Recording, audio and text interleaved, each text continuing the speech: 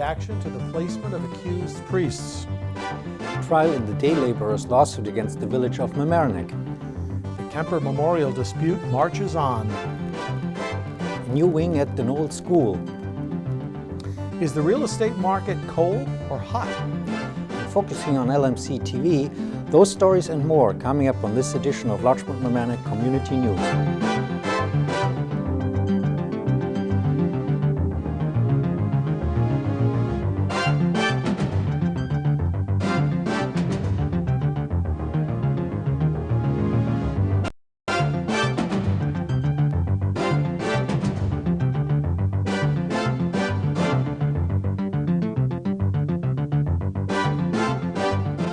Hello and welcome back to Larchmont Mamaroneck Community News. I'm Mike Witsch. As we begin our 18th season, we hope you all had a good summer. And I'm Sven Oehme. We've got some new and interesting stories planned for this season. And of course, we'll keep you informed about the upcoming local elections, schools, taxes, and the general goings-ons. But our first stories are updates on familiar topics. We begin with our top story. Word of the New York Archdiocese's plan to place accused priests at Larchmont Trinity's retreat faced community concern and activism.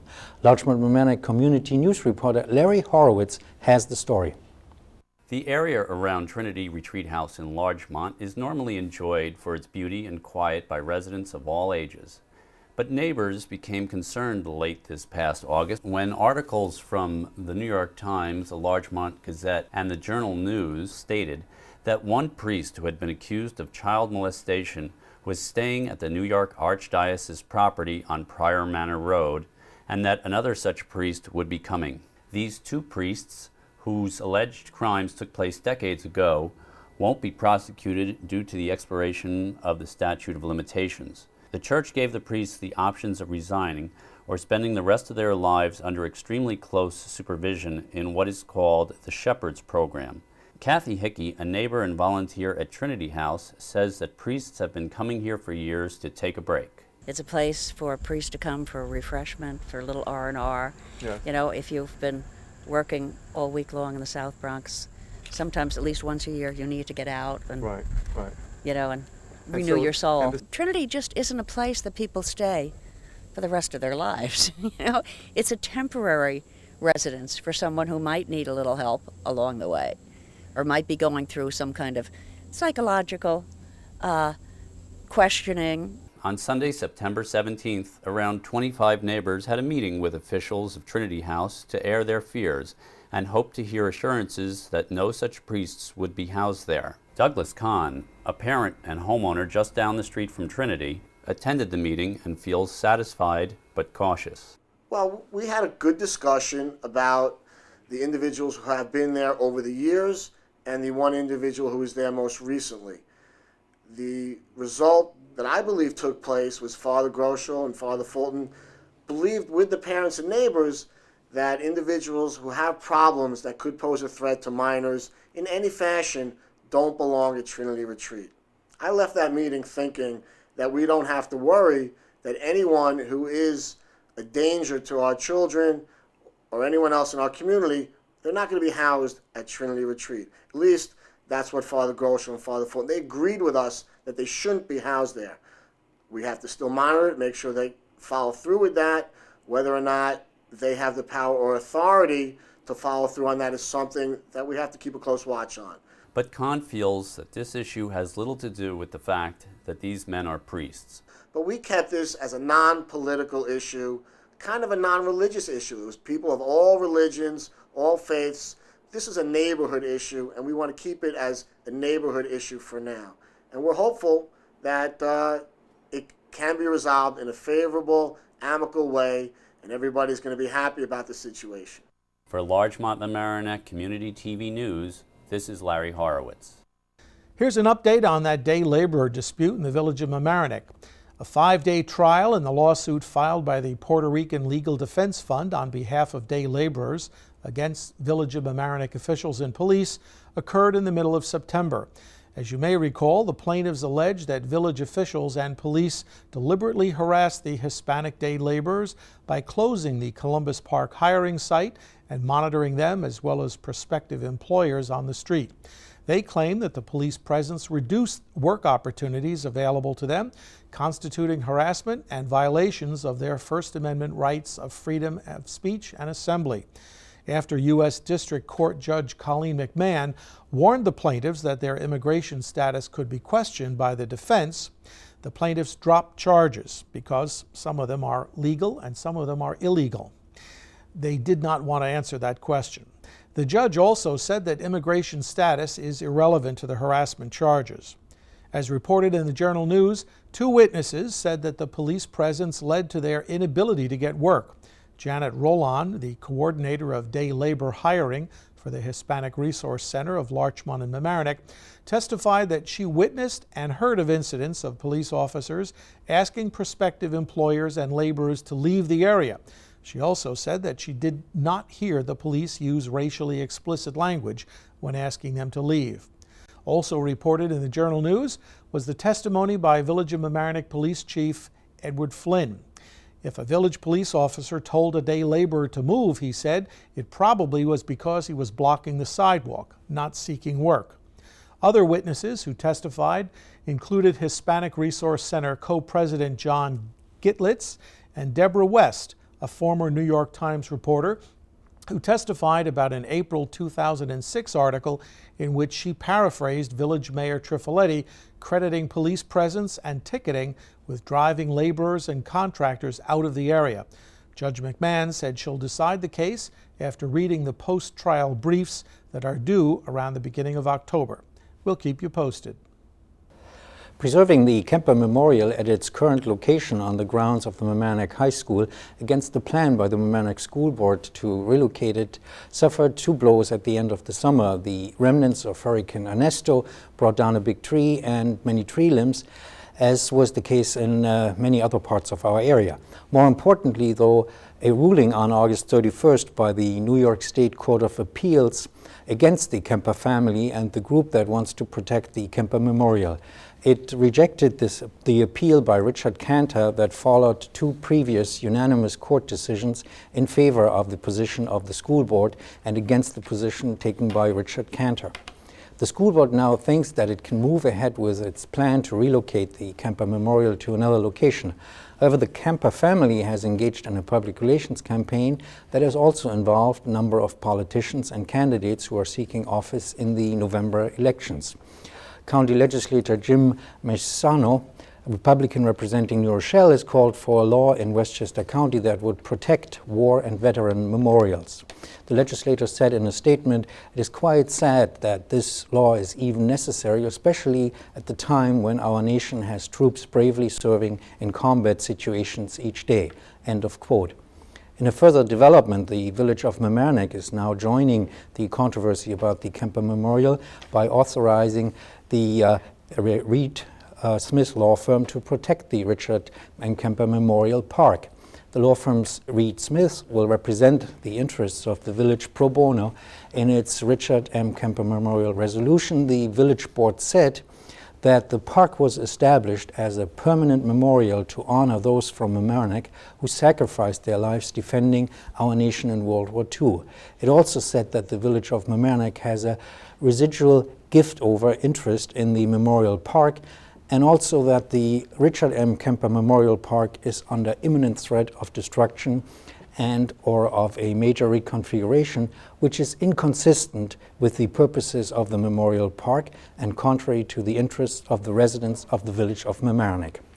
The Mamaroneck School Board also held a hearing at which about 30 people spoke, most of them speaking out against the changes that the Mamaroneck School Board is planning concerning the relocation of the Kemper Memorial Park. While the legal appeals may have been exhausted, the public may now become more engaged and oppose the relocation of the Kemper Memorial, and we will keep you updated.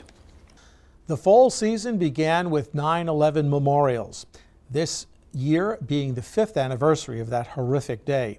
A local tri-municipal memorial service was held on Sunday, September 10th. It was at the Girl Scout 9/11 Memorial Rock, down at Memorial Park in the town of Mamaroneck. And that honored all of those in our community lost that day. Attendees included members of the police and fire departments of both villages in the town, as well as Girl and Boy Scout troop honor guards and local public officials. A recent event at the Larchmont train station uncovered major faults concerning railroad security. The incident became public with the publication of a report by the Inspector General of the Metropolitan Transportation Authority, MTA. The incident in Larchmont concerns a backpack that was found in an alley. The backpack had been left unattended on a train. In the backpack, the police officers found train keys, switches, a diagram of overhead power and all current equipment, emergency instruction train evacuation charts of all train tracks, including those in the tunnels leading to Grand Central Terminal and the two levels there. The full contents of the bag could not be recovered. Some keys and other documents remain missing. The engineer who had left the bag unattended has lost keys belonging to the railroad twice already in the past. According to the report by the MTA's Inspector General, he had not been disciplined for that. The report also revealed that Metro North produces and replaces thousands of door keys, controller keys and so-called switch lock keys on an ongoing basis, but does not keep track on who is in possession of the keys. The first step to resolve the situation, Metro North is now going to establish a centralized key distribution system, and it will also have employees who receive keys signed for them. Labor Day weekend was not one to be forgotten. Not because of the glorious beach days, the barbecues, or the fun, but rather for Ernesto, the storm that hit our area hard, downing power lines throughout the town and villages. Huge trees fell over like twigs, often taking power and cable wires with them and blocking roads. And the sound wasn't any safer. A Village of Larchmont resident told us that the storm tore out chunks of the seawall outside her home. Her backyard, she said, became a part of the sound, with large waves crashing up to the living room window and landing a huge sailboat on her property. That boat later washed out to the other side of the seawall, where it still remains as of this date, despite efforts to take it away. Similarly, Larchmont's Manor Beach Park found a 35-foot yellow sailboat on the rocks after the storm. Residents without electric power remained in the dark, many for days, as Con Ed could not tell them when power would be restored. Even town officials were unable to get a handle on the situation. One town resident who lost power on September 2nd and didn't get it back until 4 days later lost her sense of humor about the situation and noted that although Con Edison did bring in out-of-town emergency crews by Monday, she couldn't understand why it took so long to repair and why the system seems unable to handle storms, as power is lost fairly easily. Con Ed has called this the worst storm damage in the system in over 20 years. The new director of Westchester County's Consumer Protection Department is Gary S. Brown. He previously was Chief Attorney in Attorney General Elliot Spitzer's White Plains office.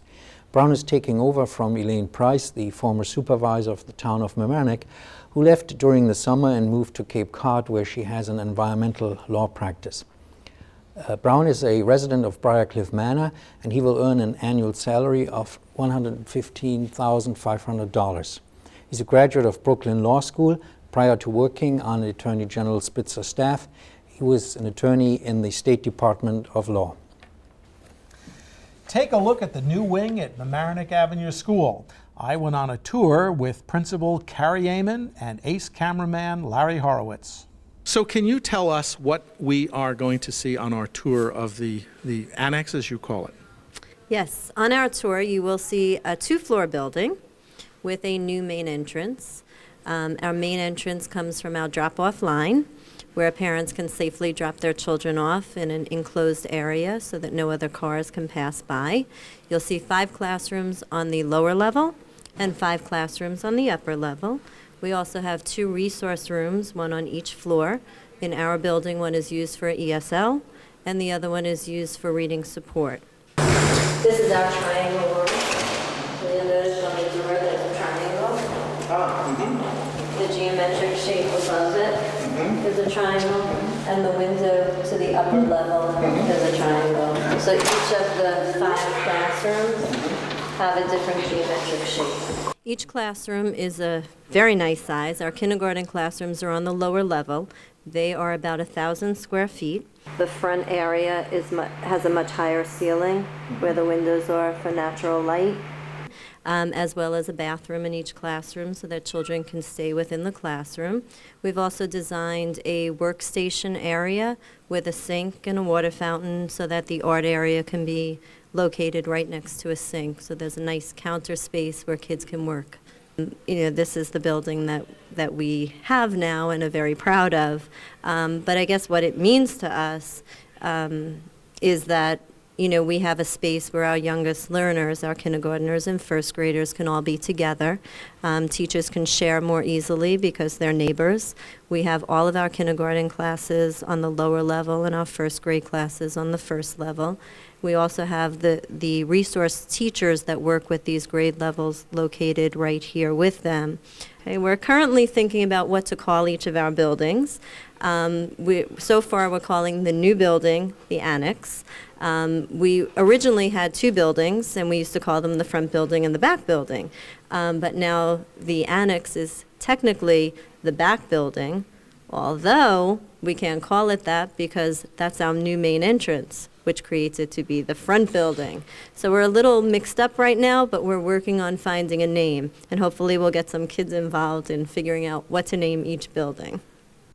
Larchmont Mamaroneck community news reporter Glenna Gray learns about federal money heading here to fight against teen substance abuse. Thank you for coming in, Janet Buchbinder, and tell us, what are you doing these days?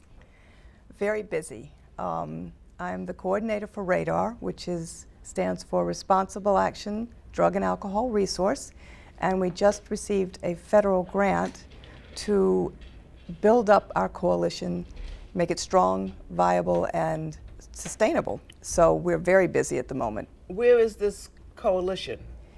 It's a coalition that actually began over 10 years ago in Mamaroneck High School. A group of parents came in and spoke with the drug and alcohol counselor, concerned over the growing underage drinking problem in our community. And together, that group, and R.A.D.A.R at the time was the counselor, formed what was R.A.D.A.R, but didn't have a name R.A.D.A.R. It was just a committee that was concerned and was going to take action. And they began doing programming for parents, mostly. Oh, absolutely. Parents Yes. are needed in such a program. And this money, I believe you said a grant. It sounds federal. Yes, it is a federal grant. It's called the Drug-Free Communities Support Program. And it is up to $100,000 a year, renewable for 5 years. We've been awarded a specific grant for $93,000 to do our work to strengthen R.A.D.A.R, and 20% of that money can go toward actual programs. So we have some exciting programs that we're going to bring to the community, and as well as strengthen one that's already in the middle school. So it's a program to involve children and adults. Children, adults, community members. Will be reaching out to the faith-based organizations, municipalities, businesses. There'll be quite an outreach to get everyone involved with this important mission. 93,000, how long a time can 93,000 last these days? Well, it's budgeted very carefully, and we also will be using it. It comes with the requirement that you match it equally with in-kind contributions from your community. From your own community. Yes. I find this is very interesting that the federal government is giving a grant, but the president has allowed the whiskey companies or liquor companies to advertise again on television. Very interesting.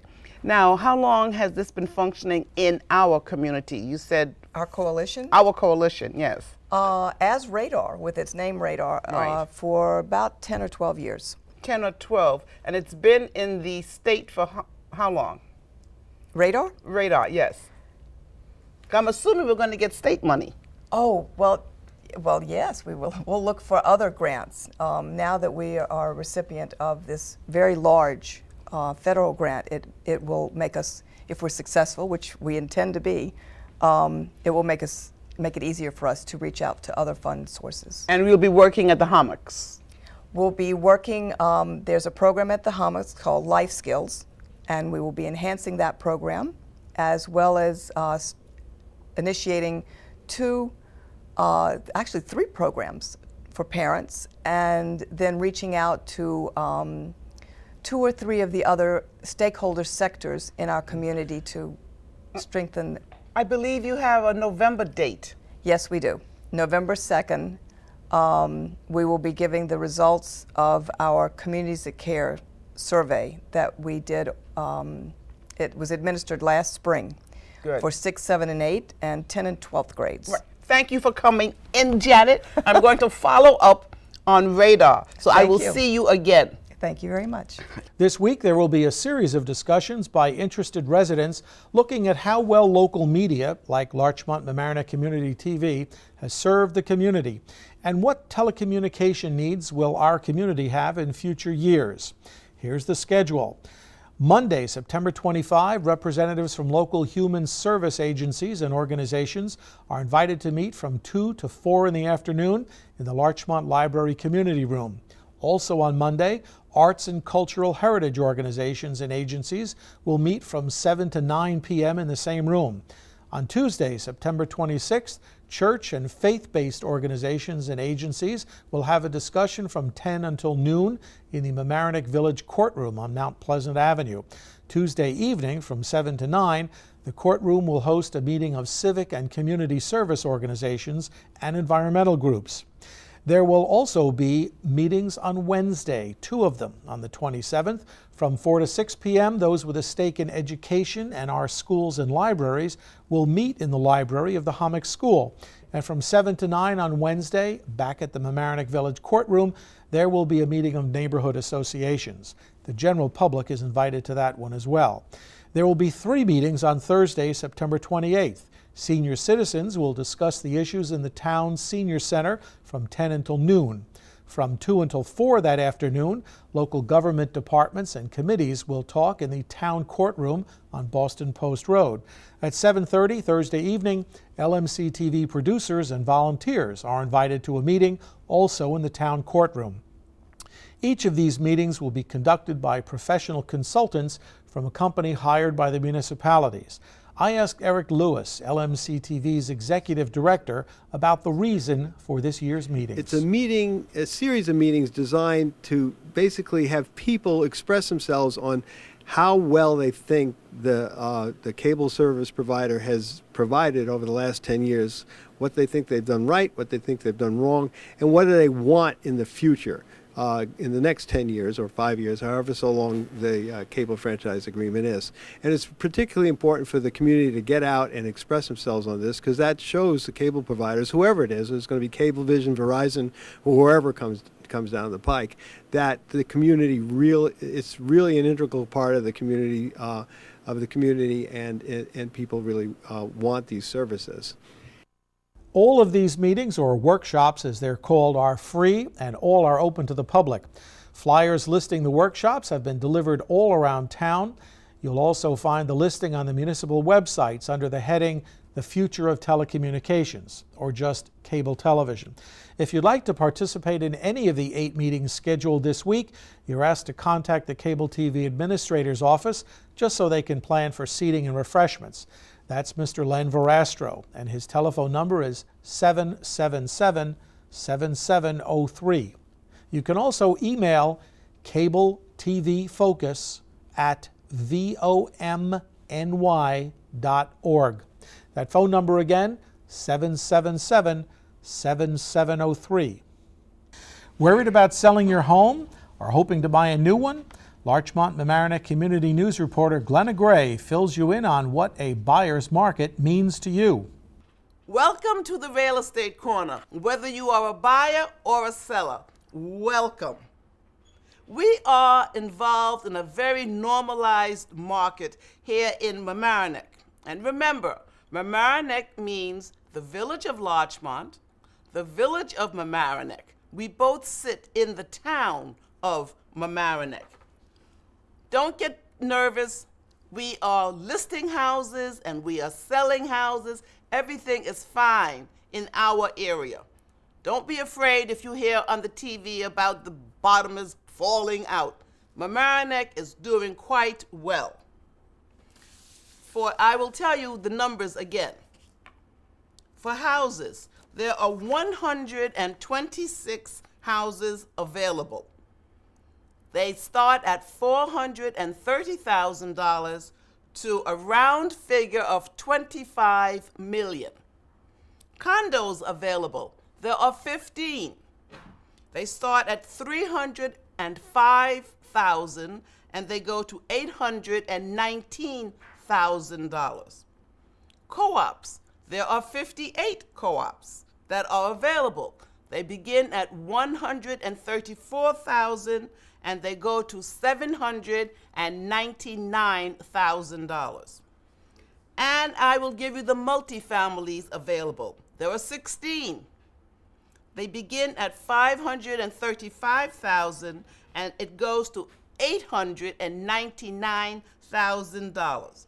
All of this data I obtained at the Wycott Realtors office in Larchmont.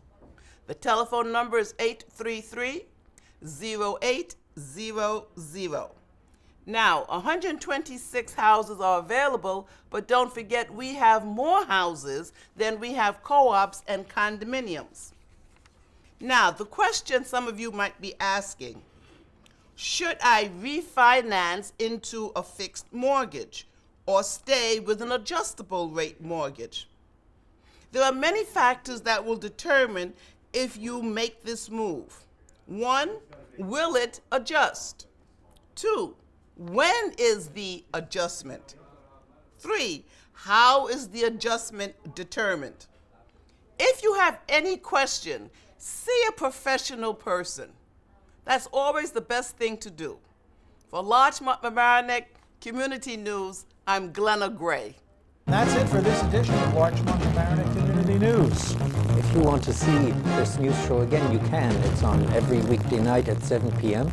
We record one show each week, and it's replayed on this channel, LMC-TV, channel 75.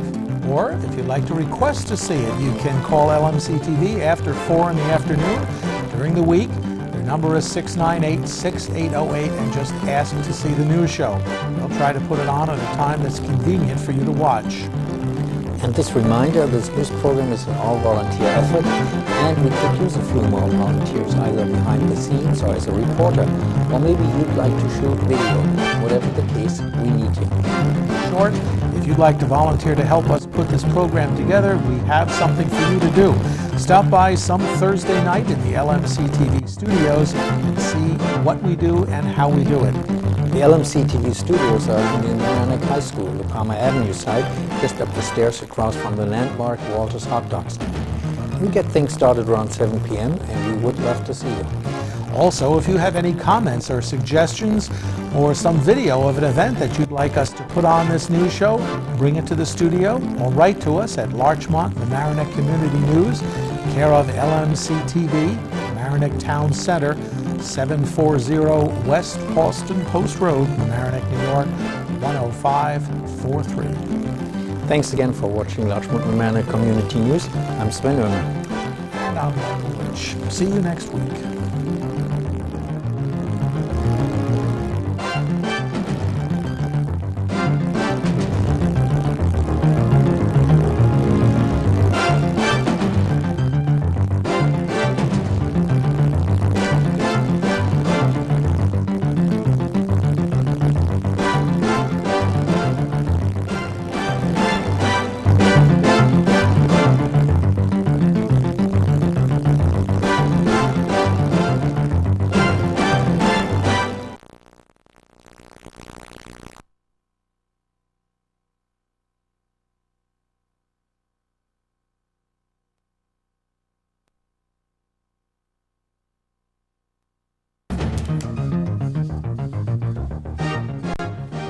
A local summit group has formed. Who's in it, and what are they interested in for Mamaroneck and Larchmont? Why are thieves targeting your GPS system? We'll have a report. Mamaroneck Town firefighters get a new contract. Medicare D program, what does it offer? We'll have a report.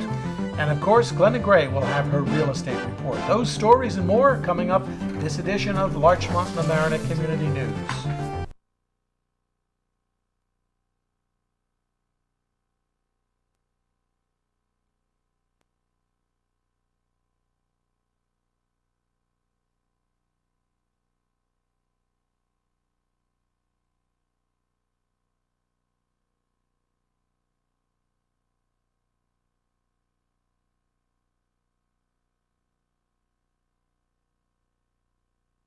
Hello and welcome to Larchmont Mamaroneck Community News. I'm Mike Witsch. And I'm Sven Oehme. We begin with our top story. The Journal News reported recently on the growing problem of GPS units stolen from cars. GPS stands for Global Positioning Systems. They cost between $500 and $800. Some are factory installed in the car dashboard. Others are portable, plugged into the cigarette lighter outlet. The device is wonderful for finding your way and getting precise directions. They're also very attractive to thieves who can sell them on the black market.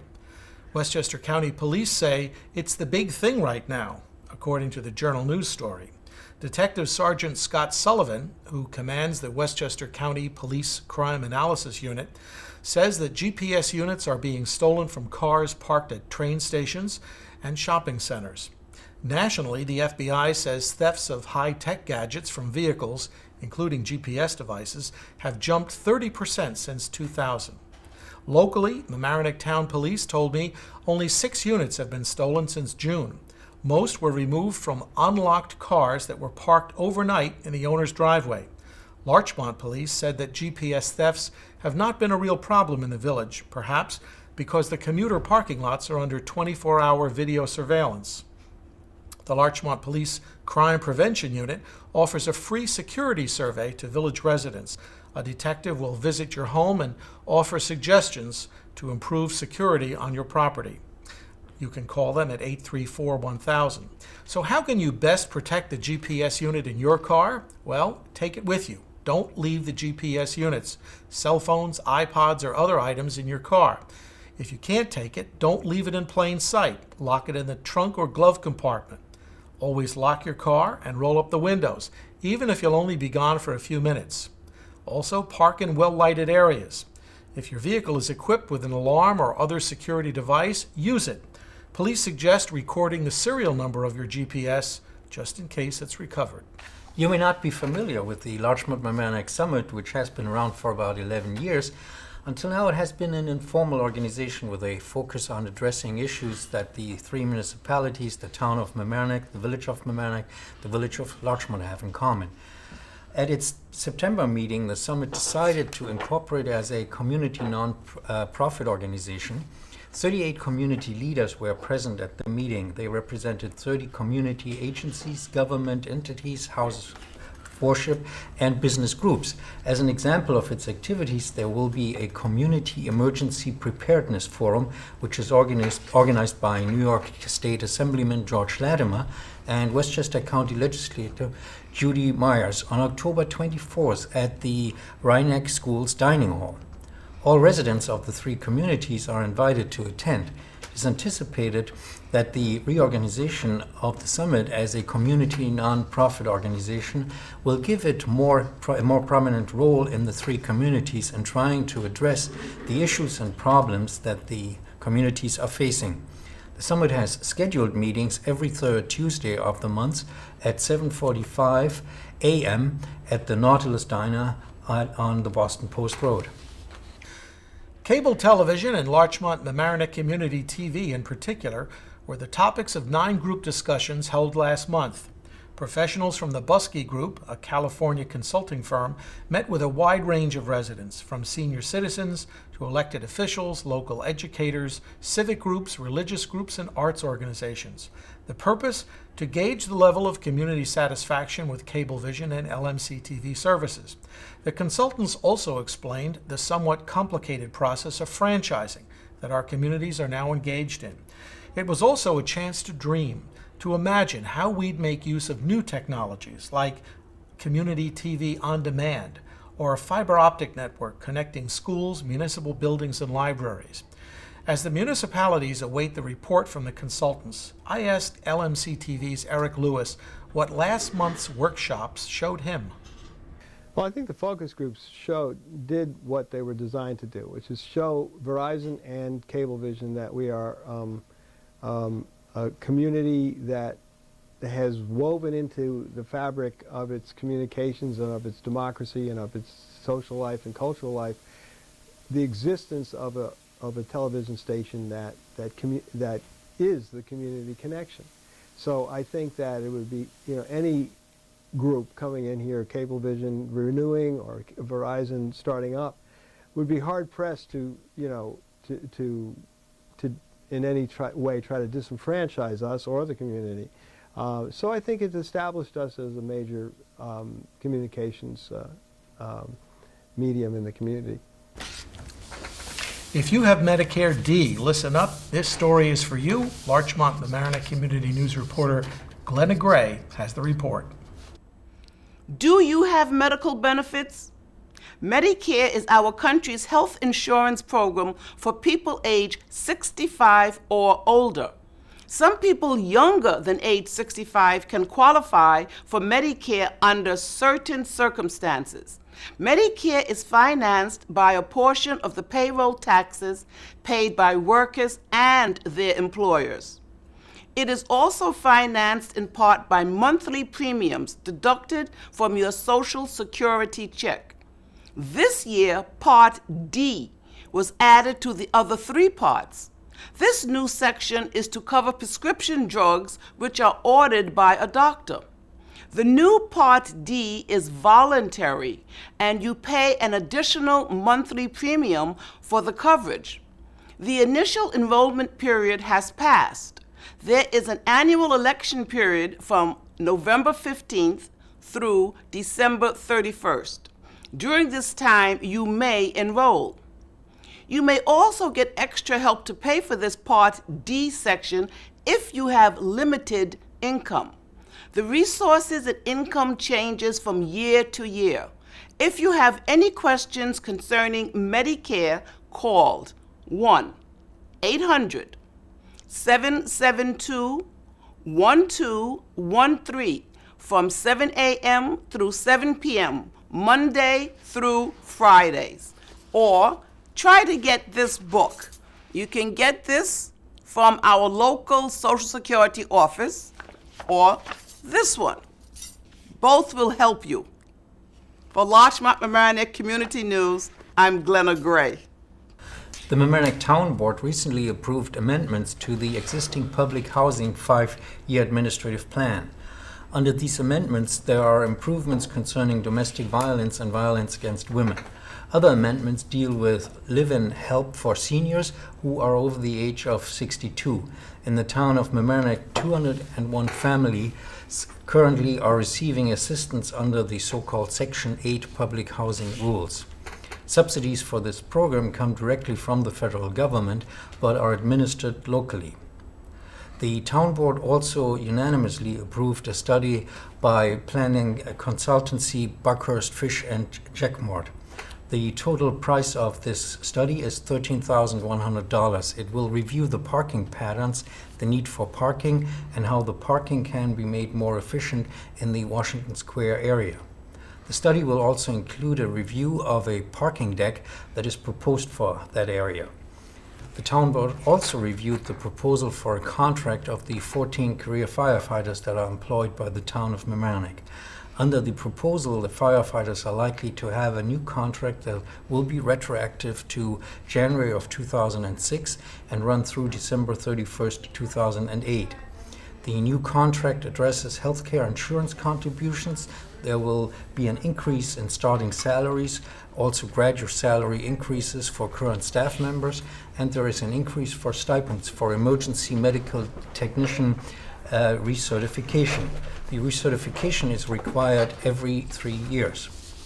The board unanimously accepted the proposal presented by Town Administrator Steve Altieri.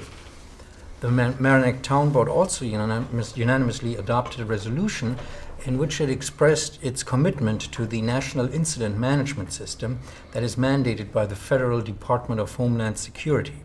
All state and local governments that want to be eligible for any disaster relief and hazard mitigation funds from the federal government in case of such an incident or emergency have to adopt this new National Incident Management System.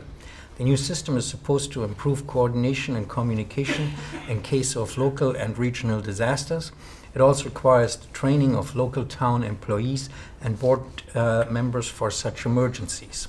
Here now with her regular report on real estate in our area is Larchmont Mamaroneck Community News reporter Glenna Gray. Welcome to the Real Estate Corner. Were you thinking of buying a home? This is a good time to purchase because you have choices and the mortgage rate is very good. In our town of Mamaroneck, which includes the village of Larchmont and the village of Mamaroneck, there is a great opportunity to get real estate. There are 126 single-family homes available, from $449,000 through $25 million. Condominiums, there are only 6 this week, ranging from $493,000 through $825,000. For co-ops, there are 30, from $493,000 to $825,000. And multifamilies, only 17, from $549,000 through $899,000. All of these facts I got from Weichert Realtors in Larchmont at 833-0800. And that's it for this week's edition of Larchmont Mamaroneck Community News. If you want to see this news show again, you can. It's on every weekday night at 7 p.m. We record one show each week, and it's replayed on this channel, LMC-TV, channel 75.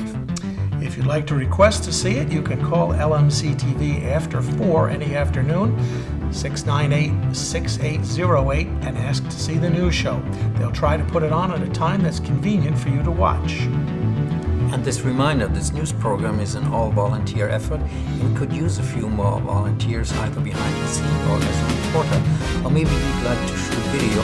Whatever the case, we need you. In short, if you want to volunteer to help us put this program on, we have something for you to do. Stop by some Thursday night in the LMC-TV studios and see how we do what we do. The LMC-TV studios are in the Mamaroneck High School, the Palmer Avenue side, just up the stairs across from the landmark Walter's hot dog stand. And we get things started around 7 p.m. and we would love to see you. Also, if you have any comments or suggestions or some video at an event that you'd like us to put on the news show, bring it to the studio or write to us at LMC Community News in care of LMC-TV, Mamaroneck Town Center, 740 West Boston Post Road, Mamaroneck, New York, 10543. Thanks again for watching Larchmont Mamaroneck Community News. I'm Sven. And I'm Mike Witch. See you next week.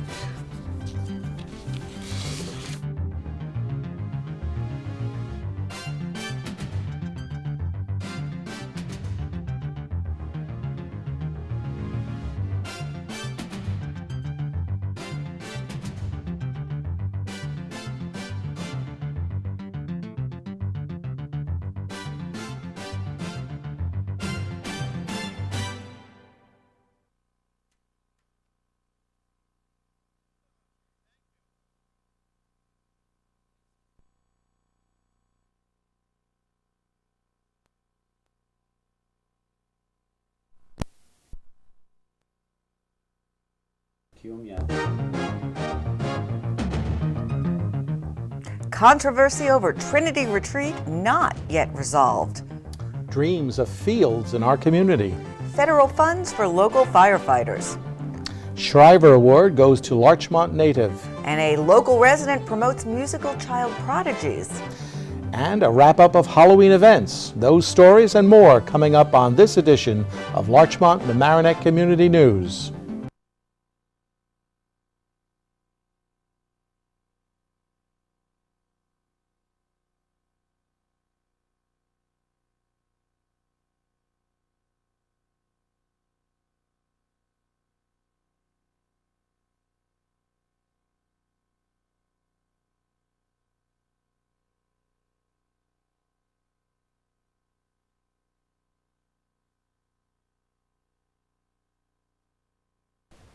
Hello and welcome to Larchmont Mamaroneck Community News. I'm Mike Witch. And I'm Maura Carlin. Our top story.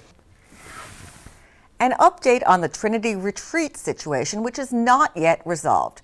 Now, you may recall we told you of community concern that the Trinity House Retreat on Prior Manor Lane, in the heart of residential and recreational Larchmont, was being used by the Archdiocese of New York as temporary housing for priests accused of sexually abusing minors. A group of concerned residents most of whom live near the residence, met with Father Groschel and Father Fulton, who run the retreat, and all agreed that no such individuals should reside even temporarily at Trinity Retreat. Residents requested written assurances from the Archdiocese of New York that these priests wouldn't be sent to the Larchmont facility, but no written assurance was received. So on October 13th, neighbors of the Trinity Retreat sent a letter with 200 signatures of residents to Edward Cardinal Egan, reiterating their request for a letter from the Archdiocese stating that, and I quote, "No person who has any allegations against him or her of sexual misconduct with a minor will be housed at Trinity permanently or temporarily, now or in the future," end quote. The letter reiterates residents' concerns, especially as many have learned through research that, quote, "many priests who were found to have sexually abused minors have stayed at the retreat over the past 20 years. In particular, it states, among those who have lived at Trinity is Father Richard T. Brown, who was removed from his parish after he had abused a girl, Reverend James T. Hanley, who entered into a large settlement with over a dozen plaintiffs alleging sexual abuse, and Father Morgan Kuhl, who pleaded guilty in 2002 of sexually abusing a teenager." And that's all from the letter. Now, as of the taping of this show, there was no response, and of course, we'll keep you posted. The Department of Homeland Security is giving a grant to the town of Mamaroneck Fire Department. $93,249 has been earmarked for what's called turnout gear. That's protective coats, pants, boots, helmets, and gloves. Congresswoman Nita Lowey announced the grant earlier this month. The Assistance to Firefighters Grant Program is administered by the Department of Homeland Security in coordination with the United States Fire Administration. The town's fire department received a grant of $53,000 in 2001 to purchase portable radios, and they plan to submit another application next April. The department expects it will take about 4 months before the new turnout gear arrives. "If we build it, they will come." It's a well-recognized line from the movie Field of Dreams. But here in our area, they're already here and are desperately in need of more and better playing fields. A group of concerned residents called Fields for Kids, or FFK, is pushing the 3 municipalities and the school districts to find more space. Concerns about fields, you may recall, prompted the Mamaroneck School District proposal to relocate the Kemper Memorial in order to create an extra field. But don't think that all FFK members support that plan. They don't necessarily. But they do insist that grounds must be found and already have had 2 meetings with officials from all 3 municipalities and Mamaroneck School Superintendent, Dr. Paul Freed. If you want additional information or want to get involved, you can check out their website at www.fieldsforkidsmamk.org. Fire officials in Mamaroneck Village are worried that a local developer's plans just approved by the planning board, are unsafe for residents and their neighbors. As reported in the Journal News, the developers are Mario Gabriel and his parents. They want to subdivide property that they own off Highview Street into 8 residential lots. The problem cited by the fire department is that the development would look like a T or a hammerhead, a dead-end street, rather than a circular cul-de-sac, which the fire department prefers so emergency apparatus can get in and out. Fire Chief Vincent Keck said, and I quote, "They," meaning the village board, "went against our recommendation and it's going to hamper public safety down the road." He continued, "We feel that we know more than the planning board does about fighting fires in this village." But Gabrielle disagrees, arguing that there are very few dead-end streets that adhere to the village's recommendations. For example, he said, neighboring Highview Street is a dead end without a cul-de-sac. Gabrielle also said the planning board's consultant and another consultant he hired disagree with Keck. A neighbor has now reportedly filed a lawsuit against the planning board and the Gabrielles. Gabrielle also is the target of conflict of interest accusations by residents because he and former planning board chairman Larry Fraioli have been involved in past business deals. He denies that those deals with Fraioli made it easier to gain approval for this subdivision. Fraioli resigned as chairman of the board not long after the approval. According to the Journal News, Gabrielle claims the safety concerns are being used to further another lawsuit by residents who don't want the subdivision in their backyard. Mike, I got to talk to a real Hall of Famer, someone who was inducted into the Mamaroneck High School Sports Hall of Fame. And it was Diz Davidson. Did you know him from your time here? I did. I taught with Diz. Mm-hmm. Well, take a look at our interview. Diz, thanks for joining us, and I guess I should say Dr. Diz. Thank you. But why Diz? Grew up in Brooklyn, and by the time I was 6 years of age, I knew that the name Irwin had to go, and I'd have a fight every day of my life. So I came up with a nickname which satisfied everybody. And it stuck through the present? Absolutely. Okay. Absolutely. Well, you were honored by being inducted into the Mamaroneck High School Sports Hall of Fame. Correct. Football player? No, not really. Back when I was in school, I was a basketball player. But and you went to Mamaroneck High School? No, I was from Brooklyn. I went to Erasmus Hall High School. Okay. In Brooklyn. But you came here. I know you've been here a long time. Came here in 1960. Started teaching at Chatsworth. I was there for 24 years, and then I moved up to the high school, and it took me 13 years to graduate. You taught physical education? Always. And you coached a whole bunch of different sports. Right. Tell me about it. Well, in 1961 was sort of funny. It was in those days the head coaches were hired to coach, and they had to coach 3 sports, one in each season, and they only taught half a day and coached half a day. Was the way it was because they weren't paid for coaching. And the guy they brought down was from Syracuse, and he was an outstanding football coach, but they made him the swim coach. The only problem was he didn't know how to swim, and they knew if he went in, the kids would think it was a joke. So I volunteered, and I was there to help him out, just in case. But there were no problems. So you started with the swim team, right. But ultimately you went... In 1963, they hired a guy by the name of D. DeBramo, who was the athletic director. He was director of everything, health, physical education, athletics, and everything. And he decided he was going to start soccer. He had been a soccer player himself. And in 1963, I was the first soccer coach for boys at the high school. 1964, we won the Section 1 championship. Only boys soccer team to have won it since. No one's won it since. And I was Coach of the Year, honored because I had great kids. Yeah. And in the same year, a guy by the name of Dave Cutler and I started up boys gymnastics. So I was fortunate to be in the right place at the right time, to use a little creativity and be in the place to start 2 sports. And you kept the soccer going. Well, actually, after 3 years, I got put out of soccer coaching something. Something happened, and I went into officiating. And I was officiating until very recently. I was officiating college soccer. Hurt my knees, and I haven't been able. I think I needed a new knee, probably. Can't run, so can't officiate. But so I just gave up. In December, I stepped down as president of the Rockland Westchester NYSOA officials, which is the National Intercollegiate Soccer Officials Association. So, but I'm still an active member, and if I get my knees back in shape, then I'll go back to officiating college soccer. You really made a life of the sports that you were involved in Mamaroneck. Absolutely. That's wonderful. Yeah.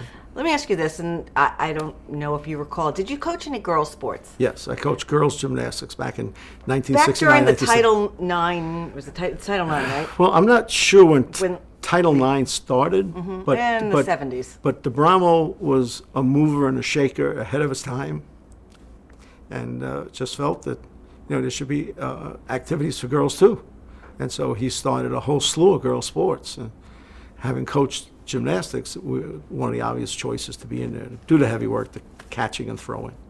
Do you have any background in gymnastics yourself? No, none. Matter of fact, just very muscle groups that needed to be loose were tight as a drum. So how do you coach a sport that you don't know? You have to use a lot of creativity. As a matter of fact, in 1963, went down to Orlando, Florida at Christmas time, took my family and a camera, which we took from the school, and maybe 25, 30 rolls of film, and we went down to the National Gymnastic Clinic. That was the clinic in the United States at that time. Every major gymnast in the nation was there, along with every one of the top coaches. And so I would go around from piece of equipment to piece of equipment and just take pictures. So that you could study it and see what they were doing? And I could show the kids. And then I can't tell you, the editing, I fell asleep on the editor, and we put them on loops, and we had a loop projector with a screen in the gym, so the kid could get a visual of what it was supposed to look like. So if we couldn't verbally tell him what to do, he would get a picture of it. And then we would use that, and we learned to hand spot so you could spot a kid without getting him hurt. And it was tough, but we would go around all over the county, and we would help other schools, other teachers, and they would bring in their kids, and we would teach them how to teach the kids, and we would teach them. Well, that's really amazing, and it's obvious why you've been inducted into the MHA Sports Hall of Fame. Congratulations, and thanks for coming in to talk to us. My pleasure. Congratulations to Lauren Fennell, a Larchmont resident and the executive director of the Resource Foundation. Last month, Mr. Fennell received the Sergeant Shriver Award from the National Peace Corps Association at a ceremony in Washington, D.C. The award recognizes Mr. Fennell's leadership, vision, and commitment to service, largely for starting and directing the Resource Foundation, whose mission is to increase both self-reliance and quality of life for the disadvantaged in Latin America. In 1987, he started the foundation from the basement of his Larchmont home.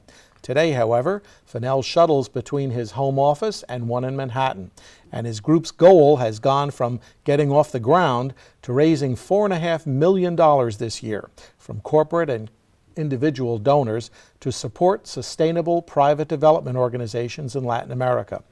Mr. Fennell's interest in supporting these indigenous organizations goes back to his years as a Peace Corps volunteer in Ibarra, Ecuador, from 1964 to 1966. That's where he met his wife, Pilar, and where he worked with his first grassroots group, a local woodworking cooperative. In selecting him for the Sergeant Shriver Award, the National Peace Corps Association noted, and I quote, "The Resource Foundation tackles the most difficult aspect of development work, funding and accountability, and combines this with effective teaching and monitoring assistance." Here with her weekly report on real estate is Larchmont Mamaroneck Community News reporter Glenna Gray. Welcome to the Real Estate Corner. Here are the figures for the town of Mamaroneck. This week, in single-family houses, there were 134 available, from $449,000 to $25 million. There were 18 condos available, starting at $275,000 to $825,000. Co-ops, there are 50, starting at $138,000 to $750,000. Multifamily houses, there were 15 available, starting from $549,000 to $899,000. All of the data was gathered at Wycott Realtors in Larchmont, 914-834-0800. There are some reductions. See your professional realtor to discover which ones. For Larchmont Mamaroneck Community News, I'm Glenna Gray. Hey, Maura, that old joke about how do you get to Carnegie Hall, has it got a new punchline? It sure does, besides the 57th Street bus. Our reporter, Glenna Gray, tells us of a local resident who hits the right note and gets some kids that are unbelievable to play there in an upcoming concert. You've got to see this. Representative of the American Association for the Development of Gifted and Talented Young People. They're located here in Mamaroneck. What is that about, Rossman? Okay, and American Association for Development the Gifted and Talented, we founded in 1993, and our goal is support and gifted, genius musician, young musician from the world, and introduce them to American people, and give them possibility to play in biggest stage, most important stage in world, in Carnegie Hall. But first of all, we do concert in Mamaroneck in October 27, Mr. Singer's house. It's a private art house, very prestigious house, very beautiful. And because French television company will come in here, producer Jacques Carlin, he will shot film here for Europe, for 5 countries.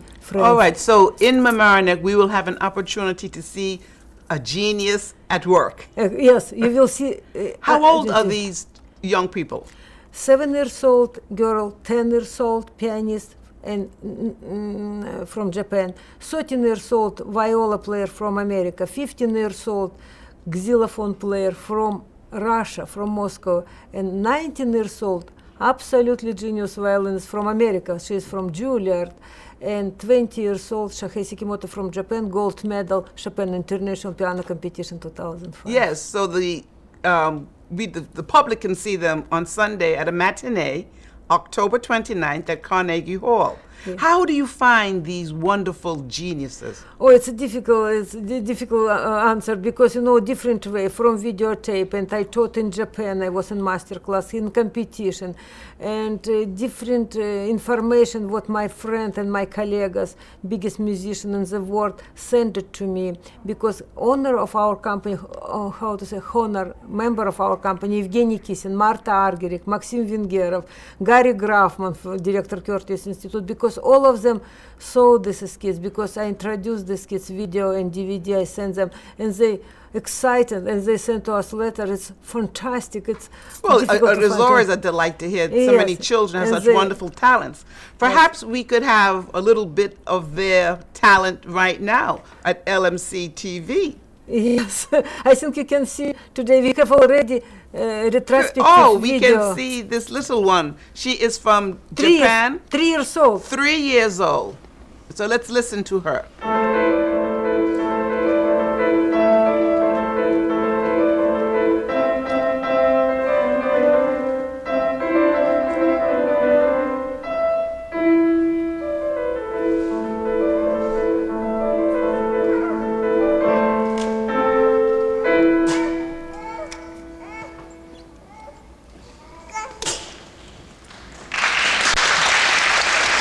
Toddler almost. From 3 years old she playing big stage. She's 4 years old here. This is 4.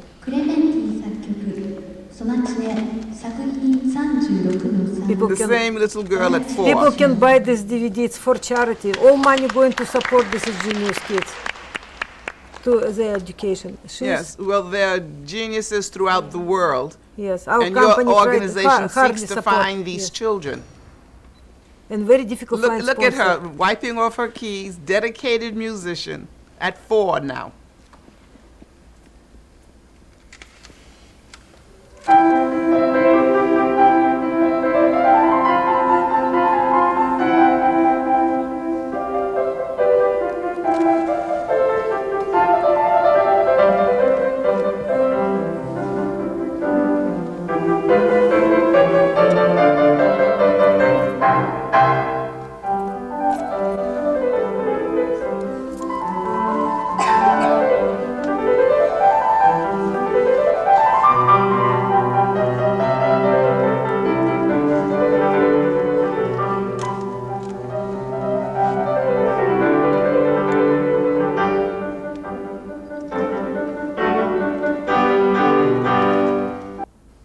Now she's 5 years old. Beethoven variation. We listened with Evgeny Kisin. They said it's amazing.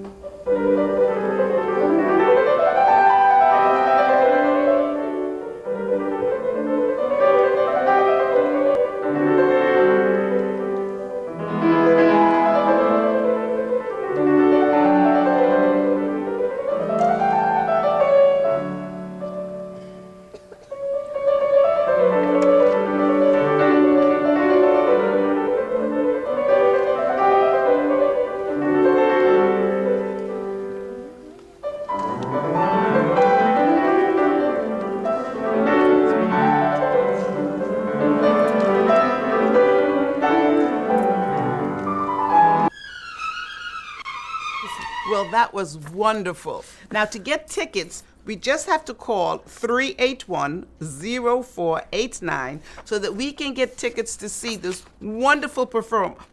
Now let's take a trip back in time. So long ago, Maura, that you and I weren't around.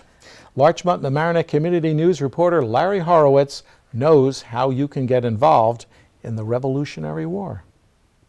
Revolutionary War buffs, hear ye! The Mamaroneck Town Historical Society is presenting a reenactment of the Battle of Heathcote Hill to mark the 230th anniversary of the fight.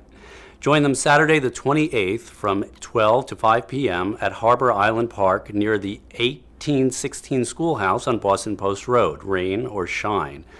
Learn how this battle was fought, see their soldiers and their weapons, watch their tactical maneuvers and musket drills. Even play 18th century games and take your picture with a soldier. For more information, contact John Lozito of the Historical Society at 917-748-4032. For Larchmont Mamaroneck Community News, I'm Larry Horowitz. Larchmont Mamaroneck Community News reporter Glenna Gray shares some important October health news. Did you get your mammogram? Remember, this is Breast Cancer Month. Actually, every month is Cancer Month. My breast cancer was discovered in the month of October 11 years ago, and I still get a checkup twice a year. No excuses, ladies. Get that mammogram. The technology has improved vastly over the years. For Larchmont Mamaroneck Community News, I'm Glenna Gray. Calling all gremlins, ghosts, and goblins, and princesses and witches. Halloween is here, and it's time to celebrate. Larchmont Mamaroneck Community News reporter Larry Horowitz treats us to a roundup of local events, and that's no trick. Halloween starts early this year at St. John and Paul's Church. With its Hallow Weekend, October 27th and 28th, the festivities begin for middle school-aged kids. That's middle school, not middle-aged. With the Haunted Halloween dance from 7 to 10 p.m. Saturday is for families, a pumpkin patch and carnival games from 8 to 11:30 a.m. Athletic types can brave the Running Scared 5K or 1-mile runs. The single miler starts at 9:30 a.m. and the 5K at 10 a.m. Saturday evening is family movie night with the big raffle chance to win a Lexus IS 250 or $30,000. For ticket availability and more information, go to info@sjpchurch.org. The Village of Mamaroneck begins its festivities on October 27th with a costume party for children up through the 5th grade. Head over to the Recreation Pavilion at Harbor Island Park from 3:30 to 5 p.m. for refreshments and entertainment. That night, middle schoolers get a chance to scare each other in costume at the pizza, dinner, and movie from 7:30 to 10 p.m. And the Mamaroneck Chamber of Commerce has its annual Halloween window painting for students in kindergarten through 5th grade on Saturday, October 28th. There will be prizes and treats, and yes, paint is provided. For information, call Linda Fava at 698-6174. That's 698-6174. Make sure to head into the Village of Larchmont and check out their store windows as well.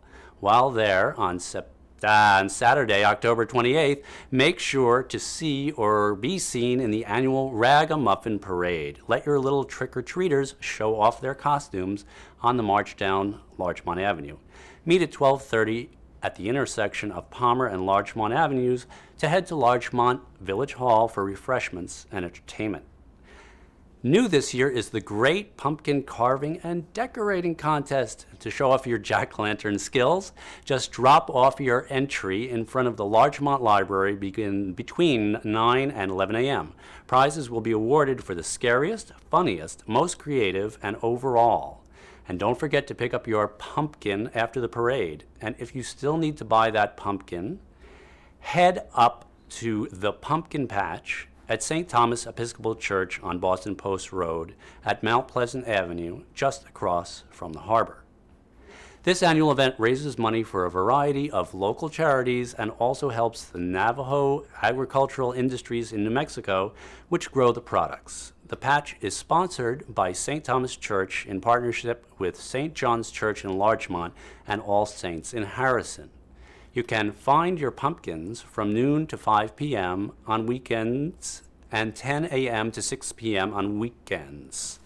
But not least, the senior citizens get a chance to make Halloween magic at the Mamaroneck Senior Citizens Costume Party on October 31st at 12:30 in the afternoon at the Senior Center in Town Center. Lunch will be served, but wear a costume. Have a spooktacular Halloween. For Larchmont Mamaroneck Community News, I'm Larry Horowitz. And that's it for this week's edition of Larchmont Mamaroneck Community News. If you'd like to see this news show again, you can. It's on every weekday night at 7 o'clock. We record one show each week, and it's replayed on this very channel, LMC-TV, channel 75. Or if you want to request to see it, you can. Call LMC-TV after 4 in the afternoon during the week at 698-6808 and ask to see the news show. They'll try to put it on at a time that's convenient for you to watch. And this reminder, our program is an all-volunteer effort, and we could use a few more volunteers behind the scenes or maybe as a reporter. Or perhaps you'd like to shoot video. Whatever the case, we need you. In short, if you want to volunteer to help us put this program on, we have something for you to do. Stop by some Thursday night in the LMC-TV studios and see how we do what we do. The studios are in the Mamaroneck High School, Palmer Avenue side, just up the stairs, across the street from the landmark Walter's Hot Dog stand. We get things started about 7 p.m. and we'd love to see you. Also, if you have any comments or suggestions or some video of an event that you'd like us to put on this news show, bring it to the studio or write to us at Larchmont Mamaroneck Community News in care of LMC-TV, Mamaroneck Town Center, 740 West Boston Post Road, Mamaroneck, New York, 10543. Thanks again for watching Larchmont Mamaroneck Community News. I'm Mike Witch. And I'm Maura Carlin. We'll see you next week.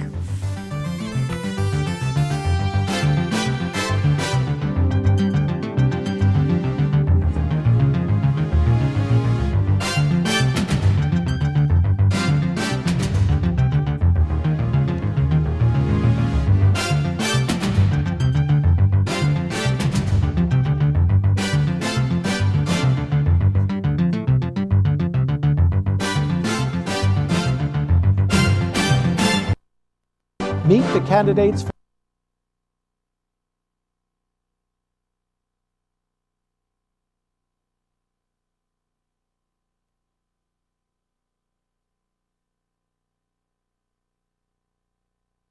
the candidates for trustee in the village of Mamaroneck, all 7 of them, Republican, Democrat, and Independent. Tonight, a special election edition of Larchmont Mamaroneck Community News.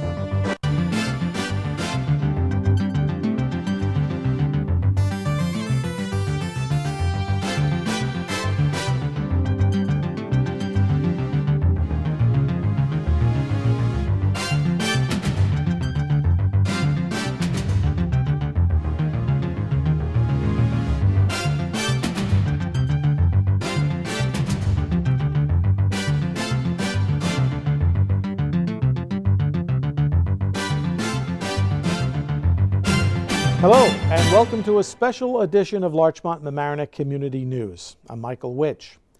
While there's plenty to report about in our 3 municipalities this week, the volunteers who put this show on the air decided to devote our entire show to just one story, the race for trustee in the village of Mamaroneck. 7 candidates are campaigning for 3 seats on the village board. You're about to hear from each of them during our half hour together. We're giving each candidate 4 minutes to make his or her case. I'll be talking with the Republican candidates. Glenna Gray will interview the Democrats, and she'll also speak with Walter Rogers, the Sunshine Party candidate. As reported last week in the Journal News, all 7 identify the same big issues facing the village: controlling development, the revaluation of property in the Rye Neck neighborhood, lawsuits against the village, and the challenge of day laborers. Where the candidates differ is their approach to dealing with these issues. First, you'll hear from the 3 Republican candidates. Then the sole candidate from the Walter Rogers Sunshine Party. Finally, the 3 Democratic candidates. Welcome, Joe Angilletta. You are an incumbent candidate, a Republican. Tell me something about yourself. Well, I am a lifelong resident of Mamaroneck. I'm the youngest of 8 children. I have a business in the community, East Coast Auto Body, down in the town of Mamaroneck. and I truly enjoy serving the residents of the village of Mamaroneck. And this is going to be your third term? I am running Maybe? for my third term, maybe, yes. Okay. Why should people vote for you? Well, I feel that there's no substitute for a strong record. And in the last 4 years, Mamaroneck has moved steadily forward on a number of fronts. We have increased our surplus to the largest in village history. All of our bills are paid to full. We have modernized our entire fleet down at DPW. We've addressed things like Suburban Carting Corporation, where if you're a lifelong resident, you would have never thought Suburban would be out of Mamaroneck. The Suburban trucks are no longer here. We addressed overcrowding and 1,100 less illegal residents in the village of Mamaroneck in unsafe dwellings, which made it safer for our fire department, our PD, and the people who are occupying these spaces. And one of the greatest accomplishments is that people prior to our arrival had given up on the harbor. It was closed almost all of the summer, and prior board said there's nothing really we can do about it. We took the taxpayers' money, we invested into our infrastructure, we fixed the 132 known sewer leaks, and lo and behold, this year 11,000 people swam at Harbor Island Park. So it's progress has been steady, it's been constant, and we've paved almost 42 miles of roadway in the village of Mamaroneck. So we're improving Mamaroneck in every part, in every neighborhood, and we don't take the time to look back. You know, the residents say this is what we need, and we just go right ahead and we do what they do, and we're on sound financial ground. Like I said, our surplus is the largest it's ever been. And 4 consecutive years under the Republican leadership of the lowest tax increases in the states, and that's the thing that impresses everybody, regardless of your party affiliation. Are there some of the hot issues in Mamaroneck that you'd like to address in the minute and a half that we got left? Sure. I think the number one issue, as far as I'm concerned, is always taxes. So whatever we do it with taxes in mind. Our budgeting practices are sound. The day labor issue is a top issue. Litigation is an issue. Development is an issue. But good development, in my opinion, is good. You know, you have what's going on in Mamaroneck is a lot of redevelopment. You have sites that had something there that are now being redeveloped. 90% of the development in Mamaroneck are people who are improving their homes. And then we have 4 large projects. But it's good. It increases the tax base. It helps our seniors be able to continue to afford to stay here, and young families continue to afford to stay here. And I guess there's an office building down on Boston Post Road that's going up. That, you know, it is what it is, but I believe the residential development is much better for Mamaroneck than that. And you believe that keeping the board a majority of the Republican Party would be in the best interest of the residents of the village? Well, I think when it comes to the issue of reval, yes. When it comes to the issues of serving the village, I think that you have to look at the individuals and vote for who you think really has a plan to serve your village.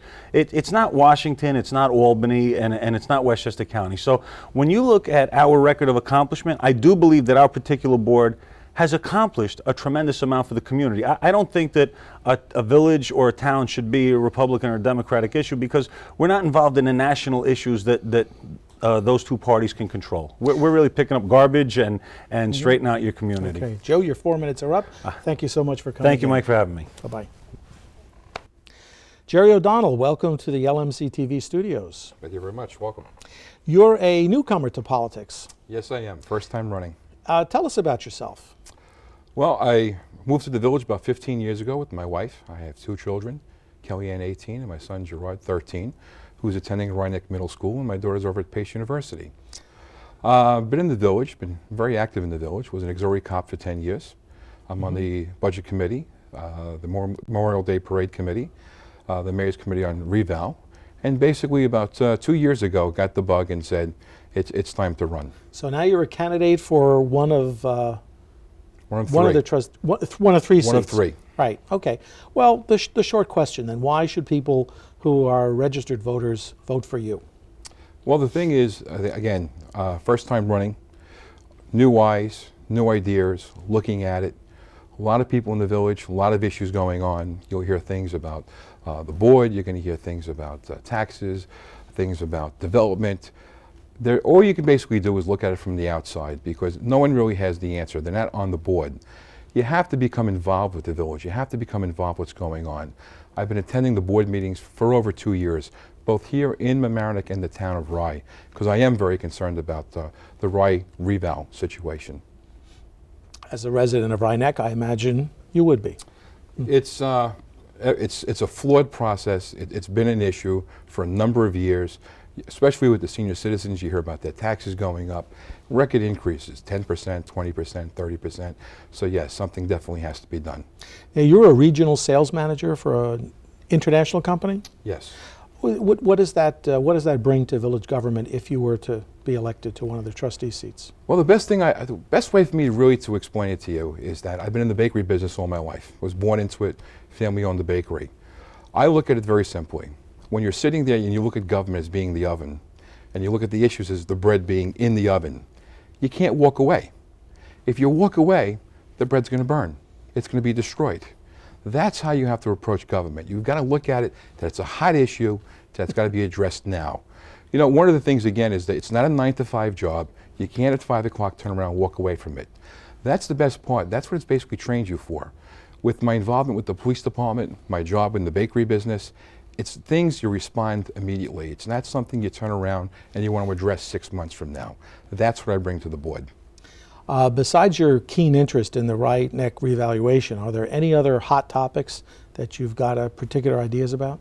You're going to hear them from all the candidates tonight. It's everything from taxes to the development to the day labor issue to the reval issue. Again, getting back to that part, but we get back again to the pollution issues with the beach being open with record attendance. Those are probably the 4 top hot issues. Tell me about a topic that is of interest to you that's not one of the top issues, the hot issues. Is there something that you've got a particular interest in that you'd bring to the village government? What I'm looking for and what the village is doing in the right direction, and you heard Joe talk about it, the repaving of the streets. You look at the Mamaroneck landscape, you look at Fenmore Road, all the improvements that are being done to the village. That's the key. It's so much of the development that we've talked about, but we don't want to be a city. We don't want to be White Plains and New Rochelle. We want to keep the village. We want to keep it looking good. We want to further develop the harbor. Let people come in, go to dinner, shop, walk out streets. That's what we're looking to do. Jerry, thank you very much for coming on, and My pleasure. Good luck in the election. Thank you. Tony Fava, welcome to our studio, and you're a newcomer to politics. Yes, I am.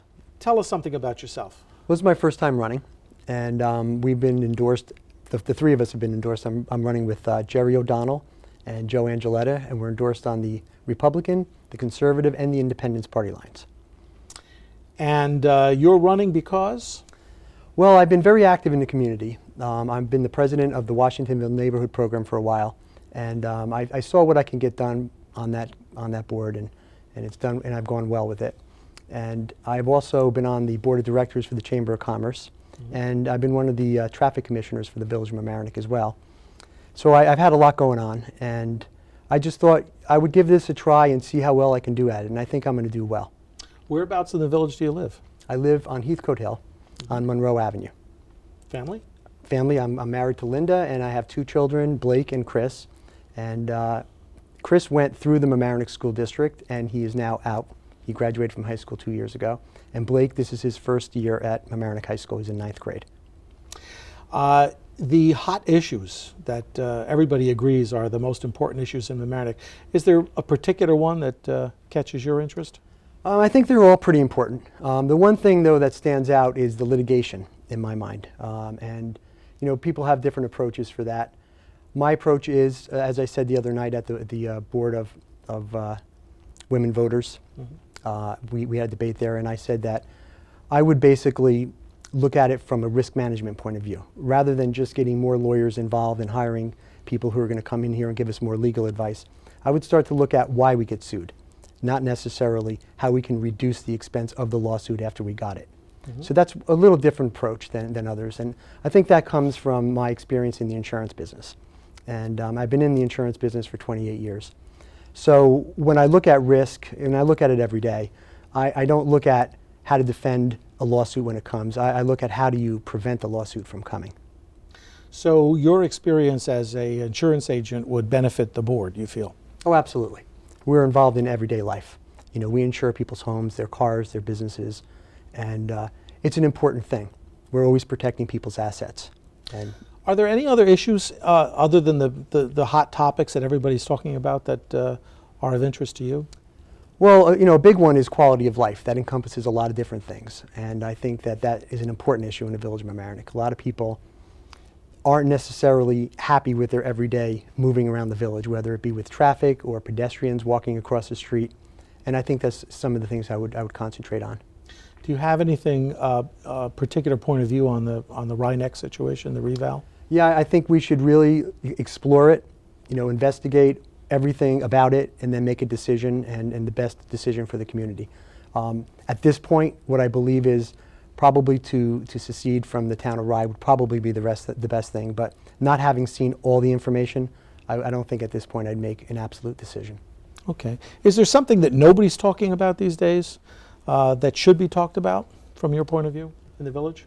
Well, it seems like everybody's talking about the same issues, so you know, they don't change much. They tend to dominate the conversation. Yes, they do. Mm-hmm. No, I was just wondering about something that might be of interest to you that really has not made the headlines yet, and you'd like to work on as a trustee. I think that the village of Mamaroneck should be a little more pedestrian friendly, and that's not something that people talk about. But you know, I've spent a lot of time out west. I lived in Boulder, Colorado for a little while, Santa Fe, New Mexico, La Jolla, California. And you know, the one thing that I notice when I come back to New York, and especially when I come back to Mamaroneck, is that we have a beautiful town here, but it doesn't lend itself to people walking and riding bicycles. You know what? We got to end it right there. Okay. I wish you well in the election. Well, thank you very much. Thank you. Bye-bye. Hello, Walter Rogers. How are you? Very good, thank you. And what will you be doing on November 7th? November 7th, I will be out voting, and I hope the community will be out voting too. It's an important election for everyone, and in the village it's important to me because I'm running on the Walter Rogers Sunshine Party, a party we had to form in order for me to get on the ballot. And I feel that there are a number of things that are happening in the village today that I look at and I just don't agree with. So I decided to run as an independent. My party formed their own petition so we could get on the ballot, and that's what we're doing right now. I bring a lot of experience with me to the board. I served 10 years as a village trustee. 9 of those years were as deputy mayor. I served 7 years on the R.A.D.A.R school board. I served on the zoning board of appeals for 2 years, and a liaison to a number of other boards and commissions. I felt that while I was a board member, I was an active board member. I renovated with a group of volunteers the pavilion. We saved the village of Mamaroneck millions of dollars. I built with other volunteers the senior building we have down there in the West Basin, a building that the seniors call a home away from home. I feel that I'd like to get active again in politics and see if I can bring back what I call the sunshine to the village of Mamaroneck. Fine. So, any particular issue you have an interest in? Well, I have, as I've been walking around, I have a palm card, and I have about 5 or 6 what I consider to be important issues. We have the police hearing, the runaway attorney charges that we're putting all the money out in, and I'm not happy with the agreement that the village now has with sports time, where we might be given 25 or 30-year contracts out. I disagree with the board because right now our people, our taxpayers that love to play tennis down in Harbor Island can't do that anymore. They have to go to places like Bronxville where it's reasonable, not like here because it's a private enterprise. And I'm concerned about that. I feel that the parks are there for us seniors or people, taxpayers that wish to use the park. And I don't see how we should chase our taxpayers to other communities to make use of the park. I see reval in the Rhinebeck section as an important issue. It was a flawed issue. It should never have happened. There are 245 municipalities around in Westchester and what have you, and only 5 are on full reval. Well, you certainly do have a lot of issues thinking about them. But What? where can the citizens find you on the ballot? You're going to have to look at the ballot. I'm lost to the bottom right, down below, all alone. I don't know if the camera can pick it up, but I could show you. You can just tell us. Oh, just tell you? Yes. I'm On the bottom. way out in let's say I'm way out in left field. Right out in left field. What the voter will have to do is look for the name. Fine. It'll be name recognition. Good. Thank you for coming in, Walter. And thank you for the interview. Right. Thank you. And now we will meet the Democrats. And who might you be, sir? Hi, Glenna. How you doing? I'm Tom Murphy. I'm currently an incumbent trustee in the Village of Mamaroneck. And what will you be doing November 7th? November 7th, I'll probably be very busy. I'll probably be running around pulling sheets. No, I can't pull sheets, but I'll be coordinating phone calls and making sure people come out to vote. It's very important that people come out to vote, no matter who you're voting for or what your affiliation. Well, what are the top issues for you? There's a lot of issues this year. There's a multitude of issues in the Village of Mamaroneck. The cost of litigation. We've spent over $3.6 million over the past 4 years on litigation in the Village of Mamaroneck. The people I'm running with, myself, John Hofstetter, and Tony Pergola Ryan, we want to hire an independent village attorney who doesn't work for an outside law firm, who just works for the taxpayers, to try and not get into this litigation, and B, the litigation that we're in, decide what's the best path to get out of it, or to settle it, or to continue it. I don't have all the answers, but I think we need another set of eyes to look at this. And another big important issue these days is development. There's 303 units of development of housing being built in the Village of Mamaroneck in the near future. I'm not anti-development. A lot of people are questioning if we could sustain this sort of development over a long period of time. People are concerned that Mamaroneck is going to become less of a suburban village and more of a mini city. And we didn't move here I moved out of the city to get out of what all that also entails. And no one wants to see that develop here in the Village of Mamaroneck. We want to have growth that's sustainable, growth that doesn't, when I put up a building, it shouldn't ruin the neighborhood around it. There's a building going up on Waverly Avenue in Mamaroneck, on the old Blood Brothers site. They're going to put 114 units on that's going to be ingressing and egressing all on Waverly Avenue. There aren't 50 dwelling units on Waverly Avenue now, so we're going to over double the size of the population of Waverly Avenue, which is a very narrow one-way street. And that concerns me. That could have been 62 units, but the current Board of Trustees voted 4-1, me voting against that development, and to allow it to be 114. And that's just not good for the community. You have to have development that's in scale with the community around it. And another thing Tony, John, and I want to address is the perception in Mamaroneck that things aren't run as fair as they should be, and that that we want to enact an ethics law that's more stringent, so that it would remove even the appearance from impropriety of things and actions that go on in the village. People need to know in a democracy that when they stand before the bar of government, they're going to get a fair shake. And people are concerned about that now in Mamaroneck. I've been walking around a lot, and you hear a lot of people say, in Mamaroneck, it's not what's going on, it's who you know, and you have to know somebody to get what you want. And even if that wasn't the case, the perception of it ruins people's faith in government. And in democracy, you have to have faith that you have as much of a chance of getting a fair deal if you live on Flagler Drive or if you live on Fayette Avenue. It shouldn't matter where you live or who you know. It should matter. You have a situation that needs to be dealt with, and you're going to be treated fairly, and you're going to get a fair shake. And that's one of the things we want to make sure happens in the Village of Mamaroneck. How long have you served on the board? I'm just finishing my first term. Your first term? My first term, and I really have enjoyed it. I've been in the minority status on a 4-1 board. But in spite of that, I really enjoy public service. I really enjoy dealing with people and trying to help people through both the micro problems people have, my street lights out, or my sewer's backed up, or the macro problems, like, how do we, plan for the future and do zoning that's sustainable. Well, thank you for coming in. Thank you, Glenna. Bye-bye. It's always a pleasure. Success to you. Thank you. I appreciate that. Have a good day. Might you be? I'm Tony Pergola Ryan, and I'm running for trustee in the village of Mamaroneck. Really? You look familiar to me. Why do you look familiar? Well, I've lived here all my life. I'm a native of the village of Mamaroneck, and 20 years ago, I served as trustee, and I remember you from back then.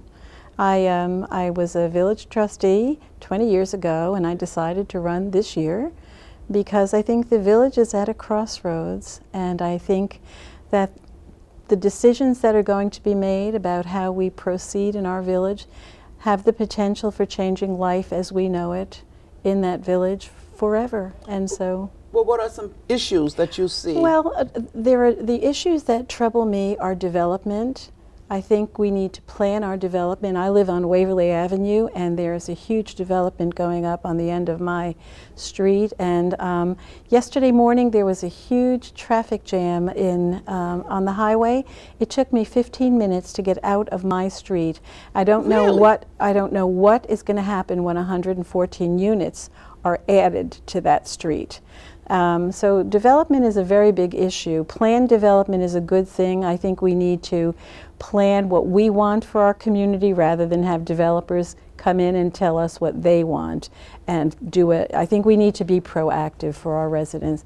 Litigation is an issue that has troubled me. We've spent over $1.5 million last year on litigation, and the clock is still running. It's as if you got into a taxi and said, take me anywhere, and just let it run, because we have several legal suits that are still in appeal. And I like to see us have our own on-staff attorney and be able to be more in control of what is happening in our village. Those are, I also would like to see us strengthen our ethics code and create an open government council, because now if I have a question, I can't go to the ethics board myself. I have to have either an elected official or someone who works for the village represent me, so that if a question were to come up during that time, they would have to assume what my answer would be. And the ethics board hasn't met in a very, very long time. There is no real schedule to when they meet, so we'd like to have an open government board and have it meet regularly, maybe 3 times a year. And if a resident has a problem or something that he or she would like to discuss, that person can go and speak for himself or herself and be heard. We think that there is a perception that people aren't being heard and being listened to. And that is really something we would like to, even the appearance of impropriety is a problem for us, and we would like to make sure that there are no appearances of impropriety. We'd like to get ahead of that and make sure people feel that they're being represented, they're being heard, they're being listened to, and that this is their village. And actually everybody who sits on that board works for the people of this village. We are their employees, in a sense. So you do receive a stipend? Yes, we do, and I think it's $5,000 a year, but I'm not exactly sure. I think that's what it is. And you don't do it for the money. You do it for love. You do it because you care, and that's really why I'm running. I care enough at this point. Over the 20 years, I have been invited to run many, many times. But I guess I didn't care enough about what was going on in the village, the things that were happening, the things that were not happening. I guess I didn't care enough about them until this year, because now they make a difference to me. They'll make a difference to everyone. Well, thank you very much for coming in, and success to you also on November 7th. Thank you. Thank you very much, Glenna. Welcome, John Hofstetter. The name sounds familiar.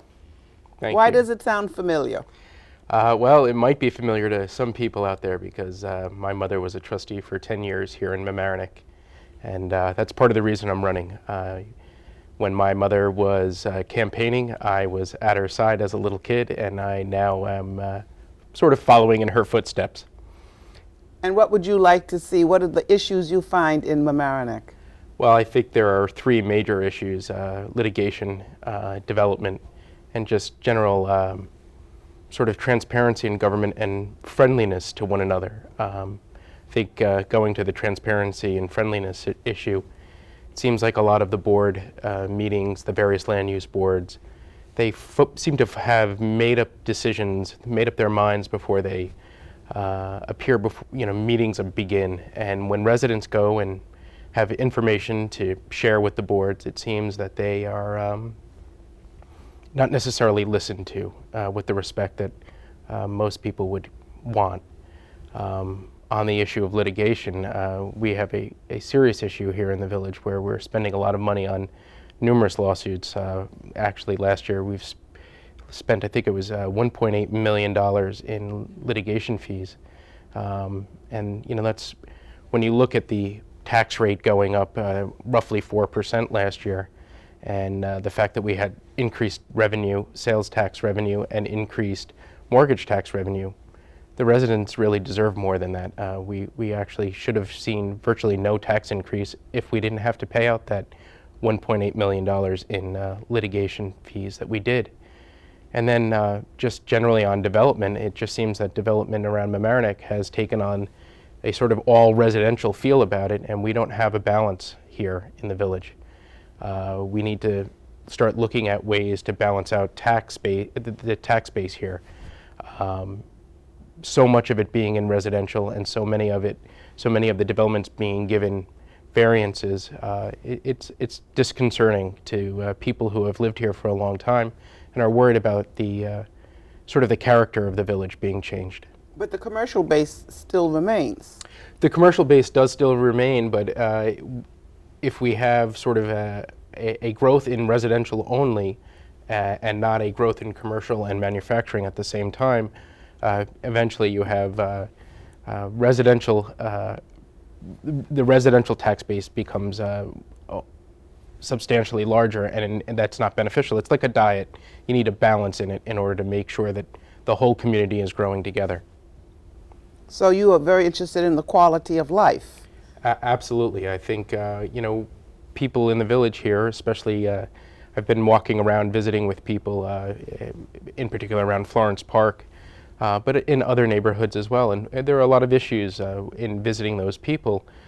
They're concerned about our park system. They want to make sure that fields are available for the children, but also that there's, I wouldn't quite say a police presence, but a park ranger that is always accessible and making sure that those parks are kept organized, also in need. And we have a beautiful park in Harbor Island, and we should be very proud of what we have and do our best to maximize it. So what would you like everyone to do on November 7th? I would love everybody to come out and vote for Tom Murphy, Tony Pergola Ryan, and myself.